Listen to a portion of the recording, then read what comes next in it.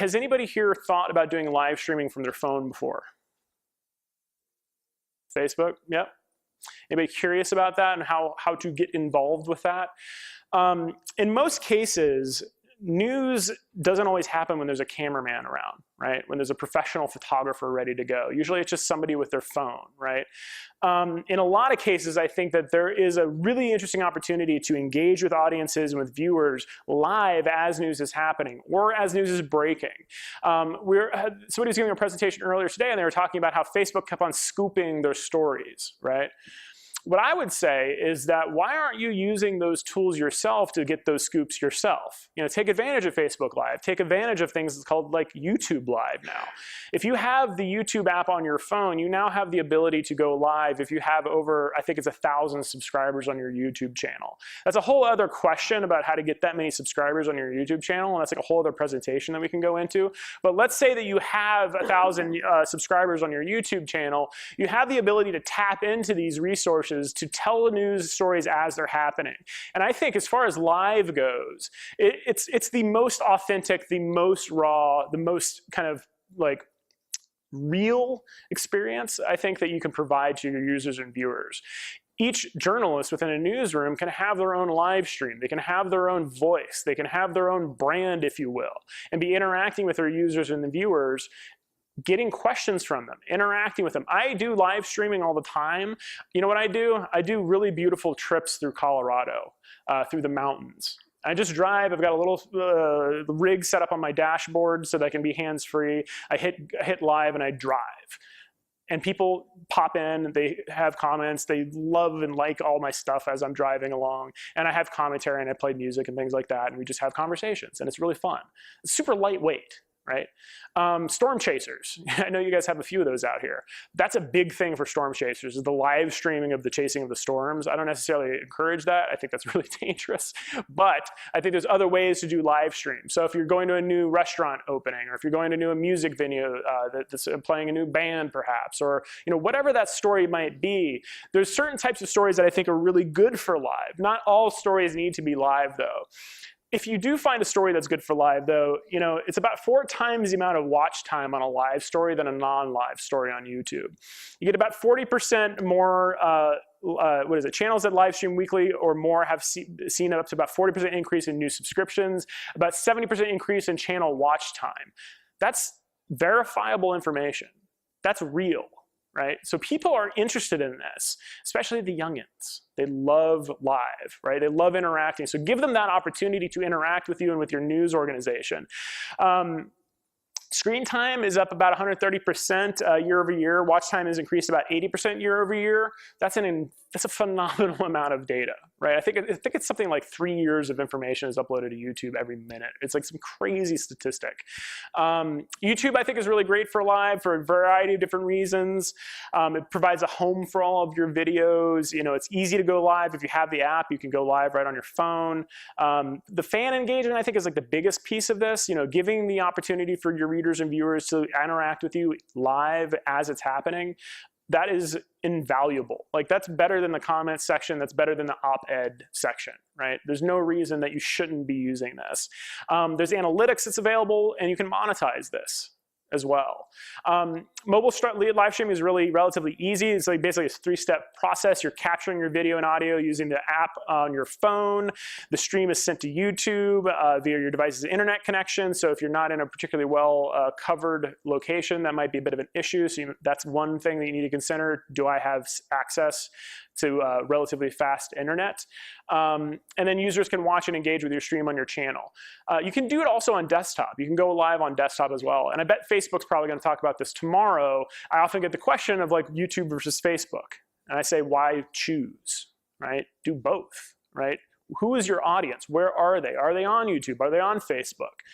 Maybe you have an audience you didn't even think about on one of those platforms. So take advantage of both of those. You can stream pretty much anywhere, anytime. This is essentially what the interface looks like. This is one of the folks from Young Turks who uses this quite a bit. The setup is relatively easy. Hit live, create a title for your piece. What you want to do when you create a title is make it useful. Again, going back to that search conversation that we had earlier today, discoverability. I often get the question, how do I make sure that my content, well, how does it come? How how do I make sure that my content, my article, my piece, my news story, what have you, shows up more highly on Google Search or Google News? It's a familiar question? You guys think about this before? The answer to that is making sure that you're formatting in such a way that makes it easy for someone to search for it on Google. So it's keywords, right? And there's a variety of different ways to do that. There's a whole other section that we talk about with Google Trends that gets into how to find how people are searching for a particular story. What's the story that's happened recently here? There's a giraffe story. What was it, Alice? April, thank you. I have it on my computer. Again, I have it on my computer. There's a really great Google Trends story. Everybody was looking, talk about live streaming. Everybody was waiting to see this, what was it, the birth of a, no, wait, which one was this? It was a giraffe. Yeah, it was the birth of a giraffe, right? Yeah, fascinating, right? So I could go on to Google Trends. I can find out what keywords people are using to search for that particular story.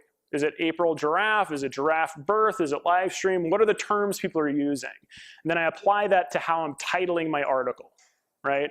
Or captioning my photo, or adding in those terms within the body of my article someplace. This is just basic, dare I say, SEO, right? I don't believe in SEO. I think that's the wrong question to be asking. Search engine optimization. We get that question a lot. How do I optimize my content for search? Wrong question. How do I optimize my content for my readers or my viewers to find it? And this is where I'm getting at with YouTube.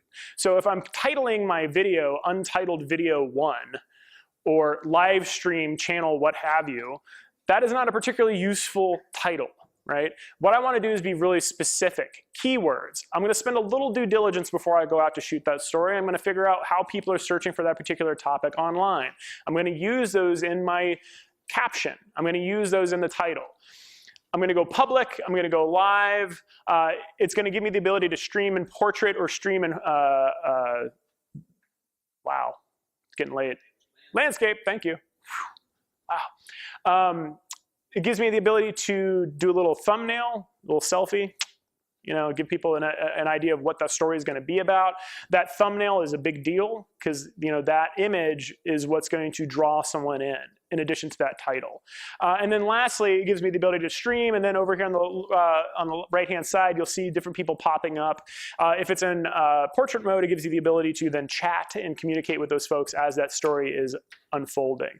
And I think this piece right here, beyond just live streaming, is really the high value of live. Being able to interact and engage. We're not in a broadcast environment anymore. We're not just broadcasting out to our public and expecting them to go, yay, this is great. Right? We want to interact with them. We want to engage with them. And what that means is really literally engaging with them and talking with them. You can share that stream right to Twitter and right to Facebook. You can select the capture, the little thumbnail that you want. You want to add in additional information in there. You also want to alert people to the fact that that chat is even happening in the first place. This is a really brief overview of what that interface looks like. It'll tell you how many concurrent viewers you have. It'll give you an overview of how many people were watching it. It'll give you a little icon of like the live chat here. There's a lot of additional information. It'll tell you like your stream signal health. It'll give you the ability to moderate your chats as well. And then, if you want to stop streaming that, you can just hit finish and it'll close that down. You can also mute your microphone. You can also disable chat. It gives you a bunch of different features of how you want to interact, depending on what type of a live stream that you're doing. Some formats that work really well for live streaming, Q&A. Q&A is great. Q&A is basically what I do. I'm driving, I'm going through the countryside, people are chiming in and asking me, where is that? What's that feature? What's that mountain? What's that, what kind of car are you driving? Why are you live streaming while you're driving? That's weird. Those kinds of questions I think are really valuable. Community promotion, right? So, get your community excited about a particular event or feature that's coming up. So who's your community? Your community is your readers and your viewers, right? Engage with them. Give them an opportunity. Live events is actually an enormous driver of attention and money, actually, for news organizations now. And I don't think enough of them do it, right? So how do you galvanize or convene your readers and viewers around a particular story or topic. Perhaps you partner with a local restaurant. Perhaps you partner with a local advocacy group of some sort. And you provide that bridging mechanism via live streaming and via your hard work as a journalist to bring that community together. Real-time responses is another big one. So breaking news, new uploads, technology, and other types of stuff like that. So as news is happening, breaking that on live and then tethering that to longer form articles or more evergreen pieces, I think is a really, really great strategy. Basic concepts around live streaming. This is applicable to any kind of video or photography. Frame your shot, keep it interesting, keep it moving, not moving so much that you're giving people nausea and you're whipping the camera around. Always think of the user or the viewer's experience. What is that going to be like? They're probably holding a mobile phone. So make sure that that experience is a good one.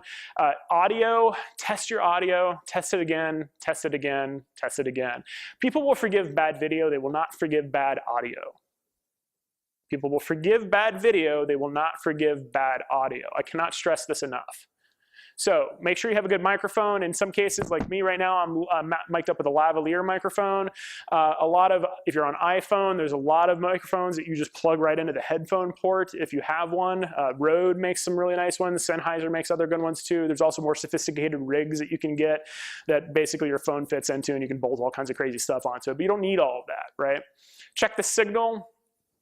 Before you go live, make sure you have a decent signal. If you don't have a decent signal, take a few steps over, away from a building or another piece of interference that might be interrupting that. There's also other third-party devices that you can get to help boost that signal. They have this stuff called bonded cellular, where it actually pulls multiple different cellular signals together. There's all kinds of technology there. If you're curious about this and you want to get really nerdy with me about it, email me. I'll put you in touch with the right folks. There's a bunch of Facebook groups, actually, that I'm a part of. MojoCon is one. Mojo, mobile journalism. I didn't name it. But that's a big thing that's going on right now is like mobile reporting, because obviously, not all newsrooms can afford like $20,000 camera rigs. Most people can afford a smartphone, right? So there's other ways of doing that. I think there's a lot of additional information here that we can provide, strategies that you might want to consider. Planning your stream ahead of time, although it's improvisational, you want to think about, how am I framing my shot? Where do I need to be standing? What am I actually trying to achieve? What's my end goal? What's the user experience that I want my readers or users to have of this live stream? Think about that ahead of time. Even just basically get a rough sketch or a shot list down. I actually came out of a documentary film production background before I worked at Google back in another life.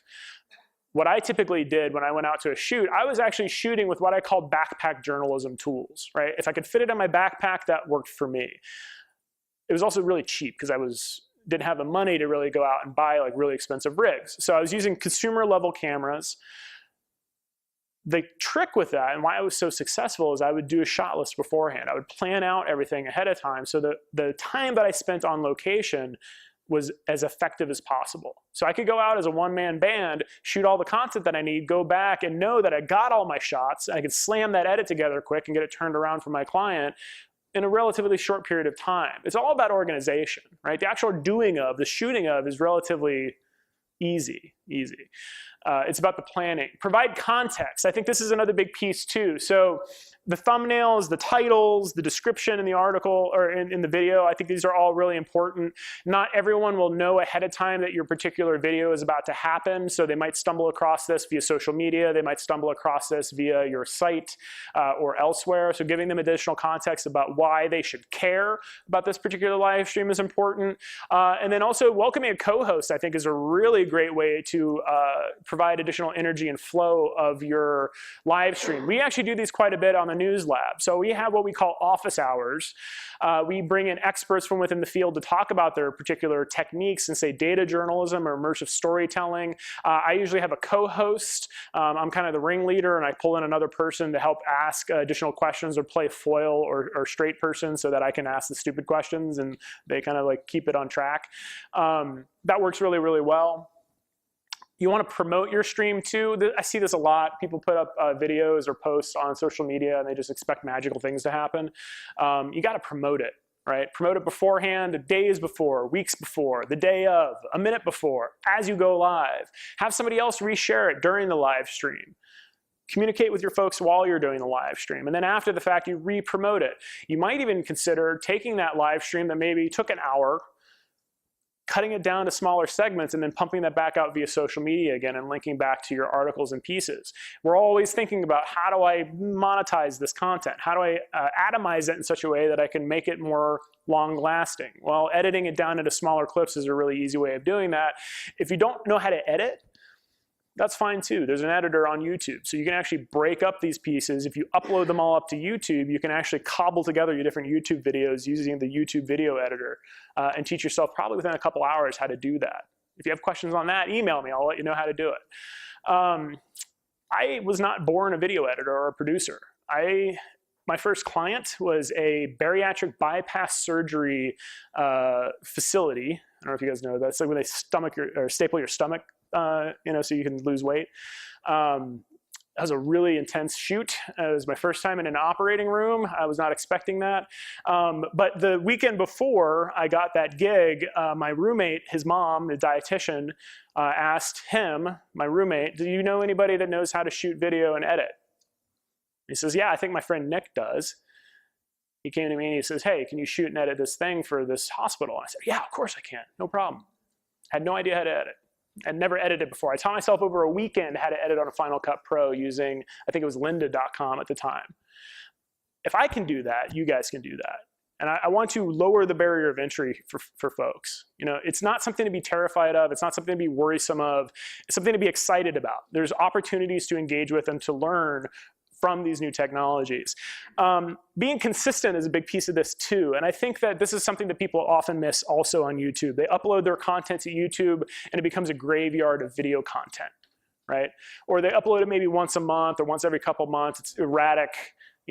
That's not a really good way to create a following. You want to do it regularly. If it's every month, if it's every week, if it's every 3 times a week, whatever that is, create a consistent drumbeat. And if you watch any YouTube videos, you'll probably see at least a handful of people saying, I'm really sorry this week, guys. I'm not going to be able to upload a video. I got this, that, or the other going on, but I just wanted you to know that next week we're going to be back again. Subscribe to my page, like this video, and so on and so forth. So there's a pattern there, right? Watch from others that are successful and copy that. It works, right? So consistency is another big piece of this. Video on demand is another one. I mentioned that earlier, clipping the best moments and then uploading those to your YouTube channel. It basically is creating sizzle reels of what worked and what didn't. Good way of going about that. Amplifying your stream on YouTube and social media. You ask your fans to ring the bell. There's a little feature on YouTube that you can click right here, which will notify people when somebody goes live. I have all of my favorite YouTube creators and people on social media that I follow. I've set up alerts, especially my wife, so like anytime she's a life coach, so she does a lot of these live streams. She's helping women find their true loves, and I think that's fantastic. So I want to see what she's working on. Every time she puts a video up, it rings a bell and it says, hey, I'm live. So I'll click over and watch what she's doing. That's instant engagement, and it happens on my mobile phone, which is where people always are. I think I read a statistic recently. It was something like 99% or 98% of people who are surveyed, I think it was a collection of a couple thousand people in the United States, have their phone on them 24 hours a day, 7 days a week, or within reach. It's the first thing they hear when their alarm goes off in the morning. It's the last thing they do before they plug it in, before they go to bed, right? So here's your audience. It's in their pocket, right? So how are you reaching out to them? How are you notifying them that you're doing something live or something interesting? Tease content. If you're going to go live, before you go through that live stream process, introduce it to the social media feed of choice. Make sure you have as broad a reach as possible. Again, I was talking about earlier, like, do you promote it on Twitter? Do you promote it on Facebook? Do you promote it through YouTube? Yes. All of those things. Wherever your audience is, that's what you're promoting it to. And then share those live video on demand pieces. They still want to see your live stream even if it's not live anymore. Just because you've shot it and it's done doesn't mean that story is dead, right? Repackage it, re-reference it, link back to it. If you've seen, I don't know how many news organizations here have newsletters. Anybody? Have a newsletter? Get a newsletter. If you don't have one, it's a powerful, powerful tool. I am a subscriber now to The Guardian, The Denver Post, New York Times, Wall Street Journal. I pay them my money because they shoot me content in my inbox on a regular basis. I can scan through that first thing in the morning. I get all of the news articles that I care about, and it's passive, right? It just comes to me. It arrives in my inbox for me, prepackaged. It's a very, very important tool, and it's relatively easy. You're already creating all of this content anyway. You just roll it up into a daily roll-up of some sort, and then share that via email. Email is still a really powerful way to promote content. With the video on demand section here, with these assets, you're basically taking a look at this big, long piece and figuring out, how do I cut this up into various different elements that might be relevant, and how do I push this off against other channels or other platforms, even if that's somebody's inbox. The Denver Post, which is a news organization that I follow, their newsletter roundup links off to about a dozen different news articles that they wrote months ago or years ago, and they're referencing these things back all of the time. It keeps me engaged, it keeps me reading, it gives me historical context of what's going on in that region, and it's a powerful tool. It's a big leap, I think, to get people to pay for something if that content is hyper relevant to them, even if it's hyper local, and you're packaging it in a way that makes it as seamless and frictionless as possible. They will pay money for it, right? So all of that is just to say, there's a lot of opportunities here for you. I think that there's some additional things you might want to consider. So what makes for a good live stream? Do you have a goal for your live stream? What's the point, right? Is it a unique perspective? Is it a unique location? Is it a unique opportunity that they wouldn't have access to otherwise? Does it make sense for live, right? Is it something that I can capture and post later, and the live component isn't maybe necessary? Is this a one-off or repeatable format? Always be thinking, Brian was just mentioning this to me earlier about, we were talking about maps, right? My maps. That's repeatable, right? Do not make the same map over and over and over again. Communicate to your fellow coworkers in your newsroom, share maps, share the replicability of that, templatize things and just replicate them and change them over time. Same thing with videos. Is this something that I can really easily do again and again and again to create that sense of repetition and engagement? Have you tested the data, audio, and video setup? I mentioned that earlier. Does your location have a good data connection? I also mentioned that. If the viewers join late, will they understand what's going on? Remember I mentioned context earlier, right? Captions, headlines, the title. It's all very important. Can I repurpose moments for video on demand strategy? The answer should always be yes. And then there's other things that you can consider, like stabilizers. There's actually a lot of third-party devices. I actually have one that DJI makes. It's a gimbal, which is just like a stabilized head on a stick. I've made a rig on my truck that I can mount this now to my dashboard and be hands-free, and it's a completely stable shot regardless of how much off-road I'm doing, right? I can pop that off and hand hold that and move that around, and it actually keeps a really stable feel. There's also selfie sticks and other stabilizers that you can use. Microphones, again, what did I mention earlier? People will forgive bad video, they won't forgive bad audio. Use a microphone. Please use a microphone. There's a lot of different options available there. And then lighting. This is also something that people forget quite a bit. I have dark circles under my eyes. It's a chronic thing. When I am doing a live stream on a video presentation, you better believe I have a light in front of me. A little bit of downlight, put the camera so it kind of deaccentuates that so I don't look like Uncle Fester quite so much, right? So I think there's a lot of options that are available to you. I think you just need to think a little bit about it ahead of time. There's a lot of different features. I think I mentioned a handful of these. There's live chat. You can moderate chats. There's keyword blacklisting. So, people swear on social media and online, so you can blacklist a lot of that stuff automatically, or if there's other keywords you want to blacklist. There's also chatbot support, so you can actually connect algorithmically driven chatbots to help engage with people and provide additional information. And then also you can provide audience sponsorship. So there's a little channel sponsor icon there, so you can get people to help contribute to pay for that good quality journalism that you're doing. Never be afraid to ask for money for the quality journalism that you're creating. I mentioned The Guardian. At the bottom of almost every single one of their articles now is a little thing. It says, hey, if you don't mind, while you're here, if you enjoyed this article, could you contribute XYZ amount of money, right? There's a lot of different monetization strategies. That's just one of them. Ad supported also, by the way, all this content you can support with advertising, and you can kind of make a decision as to how you want to do that. Is it pre-roll, or is it post-roll? Is it a bumper ad? Are there images that you want to add next to that particular video that you can get sponsors from local regions to help support that work? And then there's other stuff like Super Chat, which allows viewers to give you funding or pay for that. What else? Advancements in live streaming. There's HD transcoding coming up. So if you have a 4K capable camera, you can get that. There's more or better frames per second. So you can get up to 30 or 60 frames per second if you have the bandwidth to do that. There's low latency as well, which is really important if you're in a region that has poor connectivity. So you don't necessarily need a really big, thick pipe of information. You can actually like get that video stream out there with relatively low bandwidth. And it automatically optimizes on the user side. So if they only have enough bandwidth to watch it in 360K, that's fine. It can do that. We also have the ability to do 360 live and multicam now as well, which is really, really exciting. So if you have a 360 camera, you can shoot and stream in 360 if you have the right type of setup, right? That's a whole other topic that we'll get into another time.